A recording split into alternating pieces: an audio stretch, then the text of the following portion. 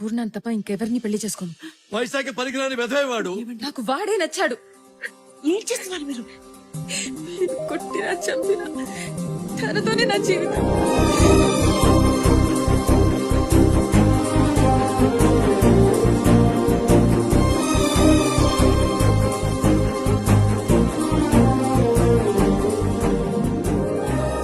దేవుడు కూడా తప్పులు చేస్తుంటాడు. మీరు మనుషుల దగ్గరికి వచ్చి సారీ చెప్పలేడు కదా. అంశం దూరం తీసి తప్పు చేశాను అనుకున్నాడు. శ్రావణిని భార్యగా ఇచ్చాడు. శ్రావణిని వాడు ఇప్పుడు యాక్సెప్ట్ చేస్తాడు.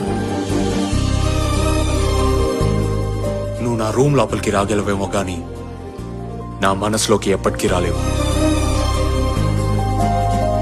మీరు తన మందు మానేస్తే బాగుండు అనుకుంటున్నారు, కానీ నేను తన మనసుకి తగిలిన దెబ్బ మానిపోతే బాగుండు అనుకుంటున్నాను. ప్రేమంటే తీసుకోవడమే కాదు, ఇవ్వటం కూడా అని నీ వల్లే నాకు తెలుసు.